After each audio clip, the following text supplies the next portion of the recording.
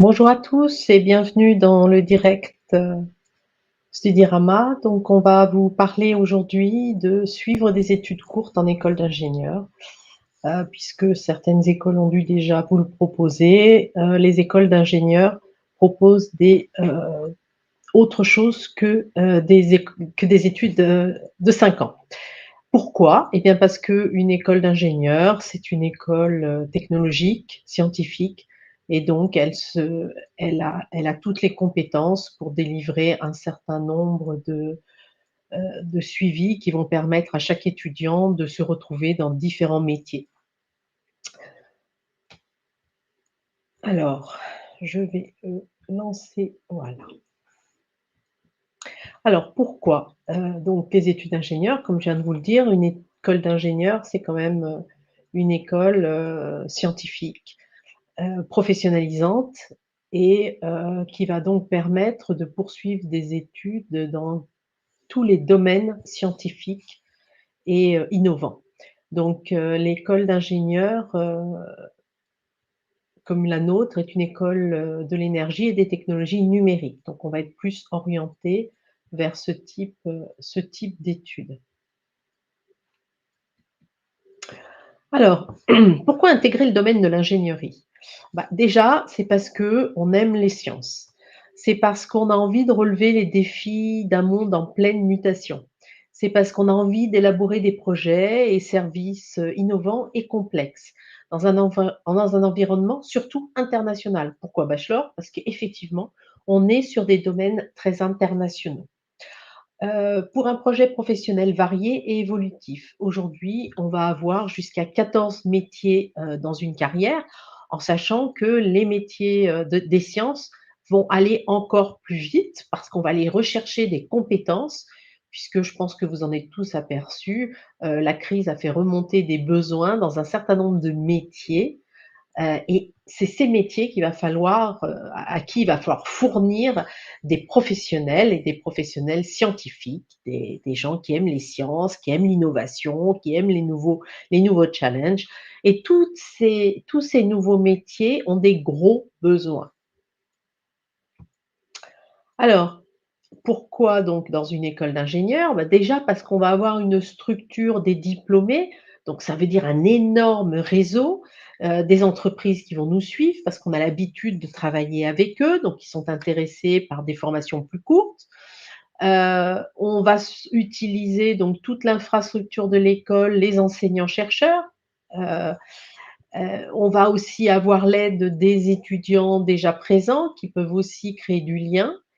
Et on a surtout 60 partenaires internationaux, puisqu'un bachelor, comme le nom l'indique, ça reste très international.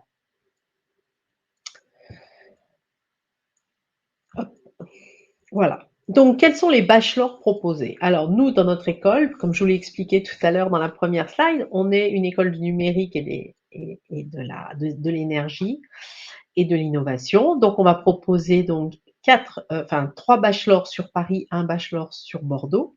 Donc, bachelor transport éco-intelligent, un bachelor en transformation énergétique et numérique du bâtiment et un bachelor cybersécurité des objets connectés. Trois métiers où on a rencontré énormément d'entreprises, que ces entreprises ont d'énormes besoins, puisque aujourd'hui, les entreprises cherchent des personnes qui techniquement peuvent répondre aux besoins et qui aussi peuvent comprendre toute la structure d'un projet, toute la structure d'un chiffrage, de discussion avec des clients. Voilà, il y a une partie technique, mais il y a aussi toute une partie support d'un projet qui est primordiale. Donc c'est 3 ans pour devenir un spécialiste des systèmes intelligents. Je fais une petite pause et je réponds aux questions. Donc bonjour à ceux qui nous rejoignent.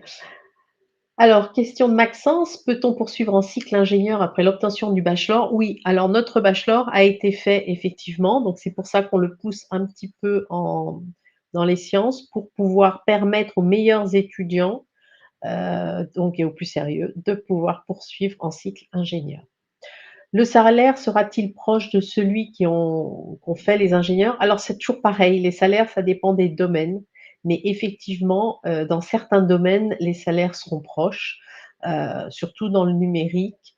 ou dans la 5G ou dans un certain nombre de nouveaux métiers où on a des gros besoins, où les entreprises recherchent, oui, les salaires seront, assez proches. Donc après, sachez quand même que les fourchettes sont toujours très larges, que ce soit pour les ingénieurs ou que ce soit pour, les bachelors. Ça dépend vraiment des domaines d'application. Il y a certains domaines qui payent plus que d'autres, donc ça dépend vraiment de votre spécialité et de votre domaine d'application. Oui, on est une école privée, pour répondre à Mathieu. Alors, je continue, excusez-moi. Voilà, hop là. Donc, on fait aussi un bachelor en transport éco-intelligent avec une option aéronautique sur notre site de Bordeaux, où là, on va vraiment faire des spécialistes qui vont mieux comprendre l'environnement aéronautique et aérospatial. Donc, ils vont pouvoir aussi travailler sur les drones et surtout sur tous les systèmes intelligents en avion, sur des satellites ou sur des drones. Alors, qu'est-ce qu'un bachelor? Donc, c'est 3 ans. C'est une formation professionnalisante, diplômante. Au bout des 3 ans, vous avez un diplôme, très technologique, et c'est 60% des apprentissages en mode projet. Donc, on va très vite rentrer dans un mode d'innovation et de recherche des technologies et de les appliquer et de les comprendre et de comprendre toute la chaîne d'application des nouvelles technologies. Alors, pour qui sont faites ces formations? Évidemment, pour les bacheliers, hein, on va conseiller quand même une spécialité scientifique. Pourquoi? Parce que en général, c'est aussi quelqu'un qui a choisi une spécialité scientifique, c'est qu'il est intéressé par les sciences. Évidemment, les bacs STI 2D, un bachelor est très adapté, c'est cette façon de voir les choses qu'ont les STI 2D autour du projet. Et puis, bah, tous les bacs plus 1 qui ont envie de changer d'orientation, donc on étudie tous les dossiers. Donc, si on me demande quel profil, je vous dirais, un profil qui aime les technologies, avec l'esprit concret, très curieux surtout, parce qu'il faut être très curieux dans ces métiers-là, préférant une formation plutôt applicative que théorique. Ça va permettre effectivement, d'avoir des études par étapes, c'est-à-dire au bout des 3 ans, on a un diplôme et on peut se poser la question: «Je fais quoi maintenant?»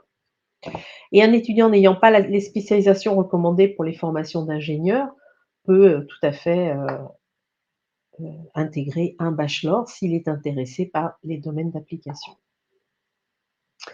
Il faut savoir que, pourquoi professionnalisant? Beh, parce que vous allez faire des stages, un stage de 8 semaines en fin d'année.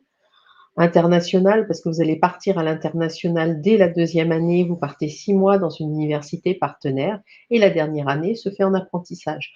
Donc on reste très proche des besoins de l'entreprise et vous allez répondre très vite aux besoins d'une entreprise.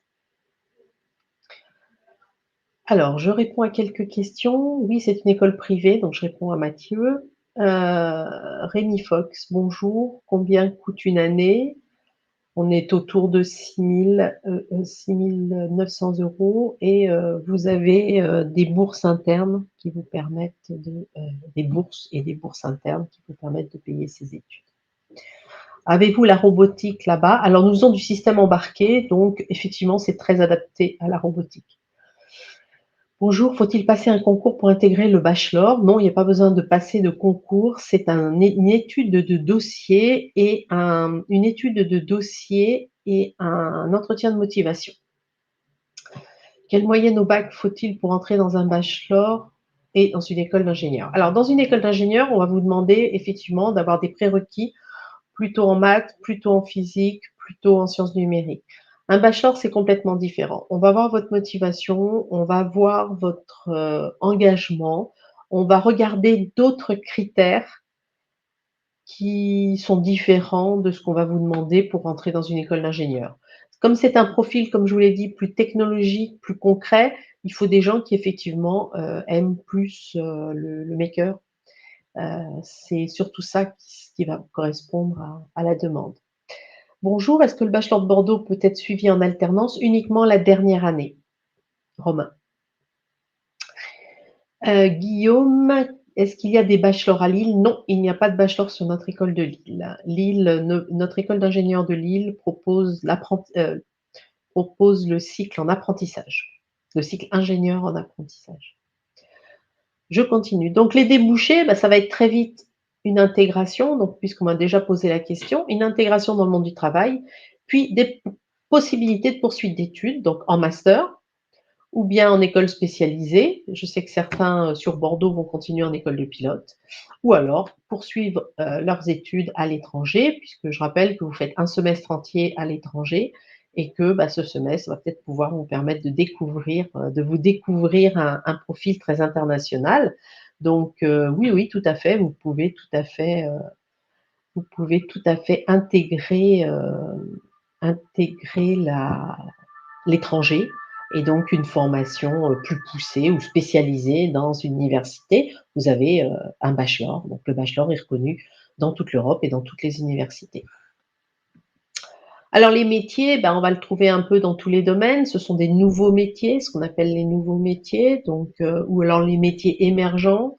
Donc ce sont des métiers qu'on va retrouver surtout dans tous les domaines, que ce soit les chargés de plateforme IoT, que ce soit les spécialistes de gestion des risques cyberattaques, c'est les chargés d'études systèmes éco-intelligents, des chefs de projet, des spécialistes en transport.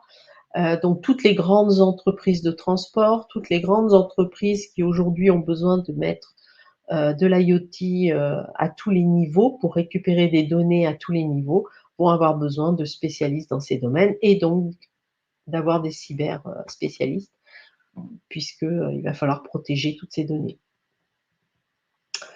Alors, je reprends quelques questions. Donc, le bachelor est mieux adapté pour notre formation.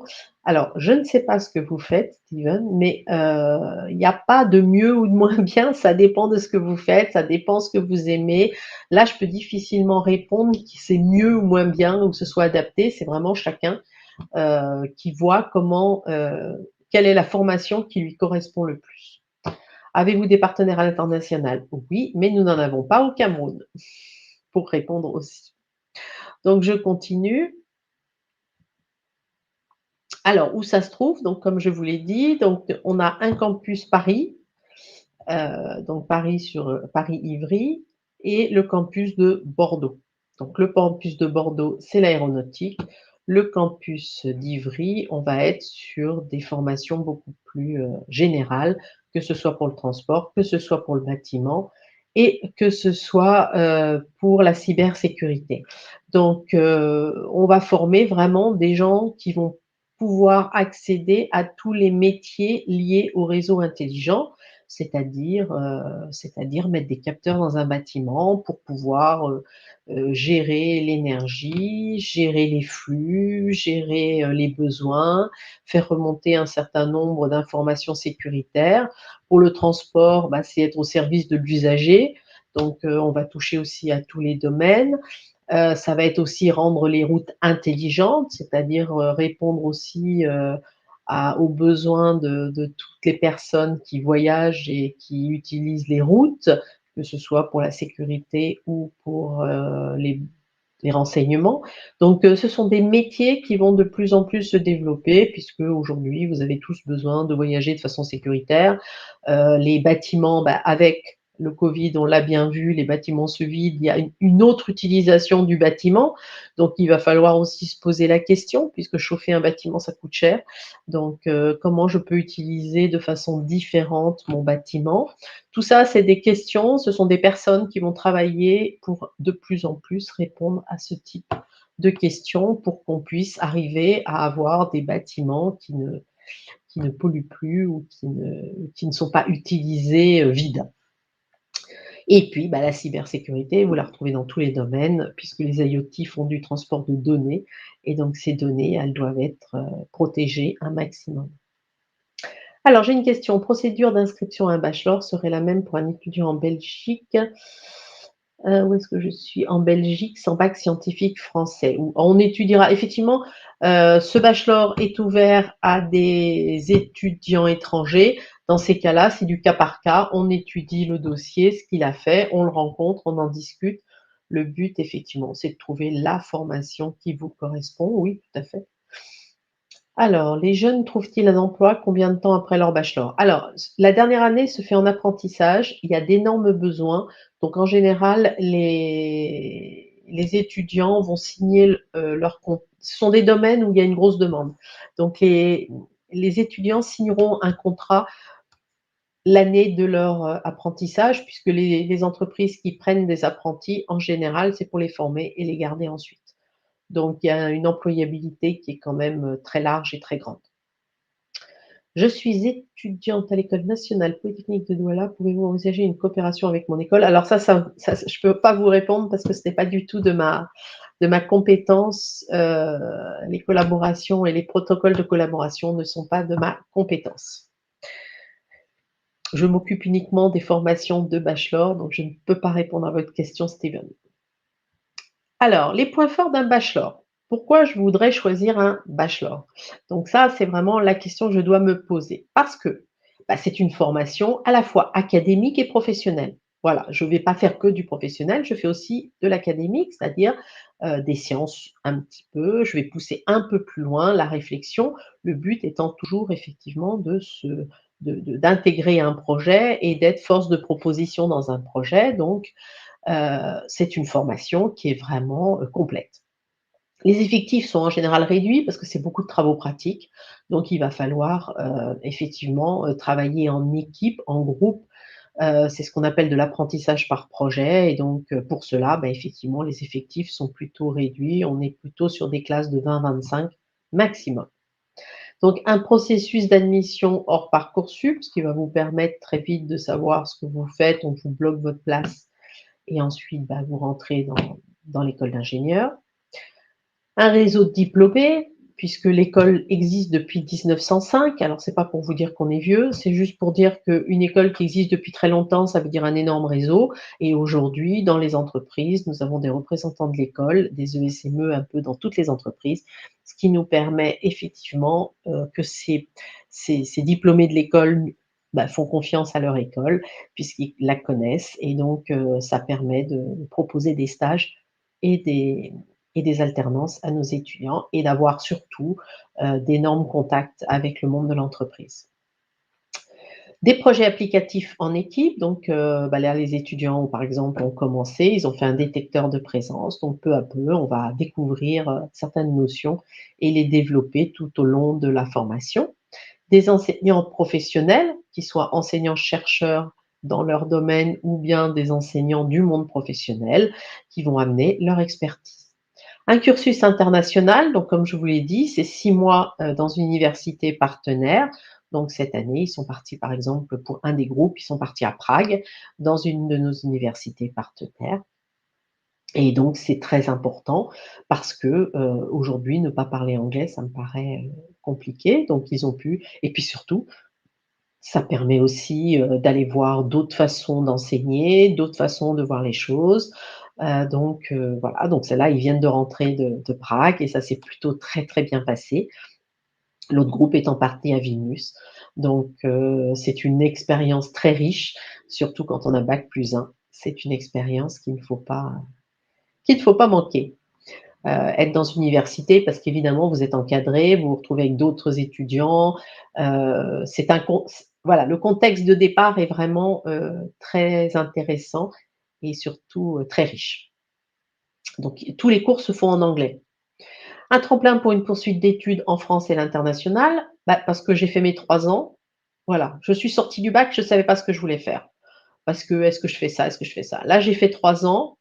Maintenant, qu'est-ce que je fais? Est-ce que je poursuis? Est-ce que bah, l'entreprise me propose un contrat? L'entreprise me propose de continuer en apprentissage sur un master? Voilà. Donc, il y a aussi cette notion de tremplin pour une poursuite d'études, que ce soit en master en, ou bien aller vers le monde du travail. Donc, il y aura des stages valorisants, donc bah, la formation d'apprentissage et un stage en première année qui va vous permettre aussi de vous accompagner et la possibilité de se spécialiser dans un secteur de prédilection, c'est-à-dire qu'est-ce que j'aime, qu'est-ce que j'ai envie de faire, voilà. Donc aujourd'hui, ce sont des métiers qui permettent, de s'ouvrir vers comment dire? Tout un échantillon de métiers donc ce sont des formations très riches et très complètes.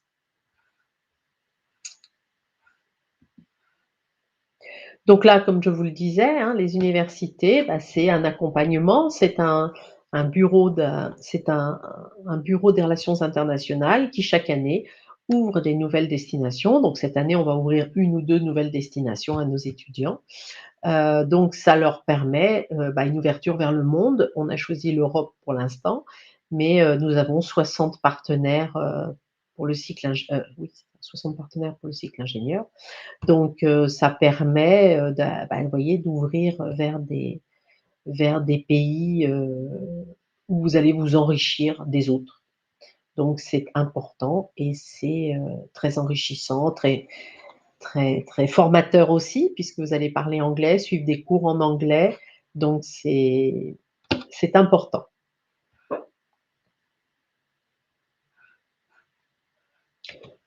Hop là. Alors évidemment, donc on disait toujours, hein, l'école d'ingénieur, donc ça permet, bah, comme on vous l'a dit, d'avoir un réseau avec les anciens. Ça permet donc d'avoir ce réseau d'anciens. Ça permet de profiter des enseignants-chercheurs de l'école. Ça permet aussi, de profiter de la vie associative, de l'école. Donc la vie associative, ça permet, bah, de développer un certain nombre de compétences, de rencontrer du monde et puis, d'aller vers des nouveaux challenges. Donc, par exemple, on a des associations, humanitaires, type ID Madagascar, qui part à Madagascar, pour aider des villages. On a, des associations beaucoup plus ludiques, type Trace Directe, nos étudiants sont partis, faire du ski cette semaine. Voilà, donc on peut faire de la voile, voilà, tout est mis en place pour développer un certain nombre de compétences que vous allez pouvoir utiliser toute votre vie d'ouverture et de nouveaux, domaines d'application de vos compétences personnelles. Vous pouvez participer aussi au bureau des élèves, donc qui organise des soirées, qui organise un certain nombre d'activités, d'ouverture. Hop là, excusez-moi. Non. Voilà, je suis désolée. Oh, ça ne fonctionne plus. Voilà, donc les qualités à avoir pour faire ce type d'études, bah, il y a un savoir-être. Voilà, donc ce savoir-être, c'est bah, avoir un peu de culture générale, donc on va vous apporter aussi ça, hein, parce qu'il y a aussi, des cours, liés à un certain nombre de données dites soft skills, c'est-à-dire des connaissances, de culture générale, d'ouverture d'esprit, apprendre à parler, être sensible aux enjeux sociétaux, ça c'est important. On va vous apprendre à travailler en équipe, parce que c'est pas si simple que ça, à être curieux parce que, bah, comme je vous l'ai dit, hein, le monde scientifique évolue très, très vite et il va falloir, s'adapter à ce type de milieu, donc être toujours curieux des nouvelles, technologies. Je vais quand même regarder mon temps. Oui, il me reste encore quelques minutes. Donc l'ouverture et l'intérêt pour de nombreux domaines scientifiques et technologiques, hein, puisque là, on voit arriver la 5G, demain, on verra d'autres technologies. Donc il va falloir peu à peu être toujours très curieux de tout ce qui se fait et de tout ce qui se propose, dans le monde scientifique. Donc les bases, bah, ça va être des bases en mathématiques, parce que je rappelle que les mathématiques restent quand même le langage de tous les scientifiques, même si on n'a pas besoin d'être un grand pro des mathématiques, mais c'est un outil nécessaire à tout scientifique. Donc il faut avoir des connaissances dans les matières scientifiques, voilà, donc aimer un petit peu tous ces domaines-là.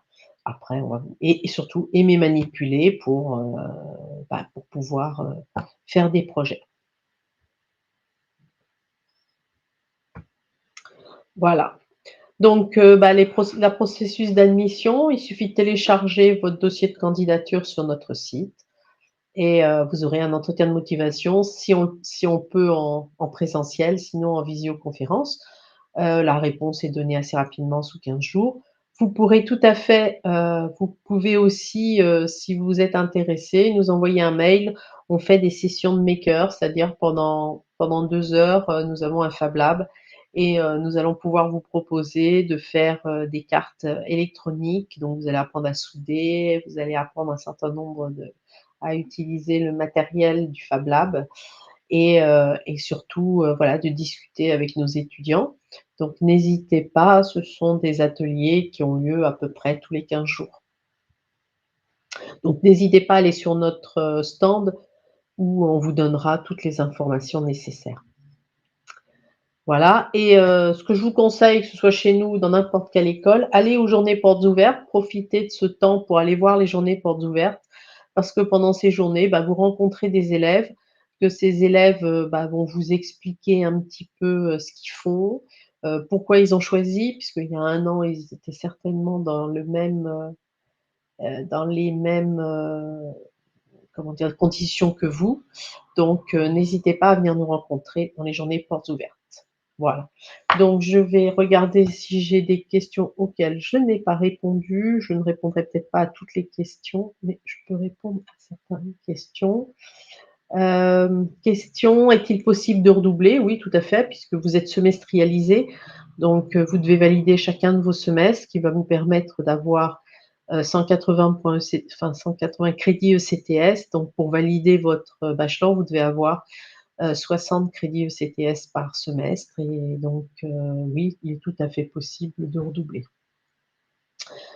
Donc non, l'inscription dans l'école ne se fait pas par le biais de Parcoursup, mais elle se fait en direct. Toutes les inscriptions dans les écoles ne se font pas par Parcoursup et nous sommes hors Parcoursup.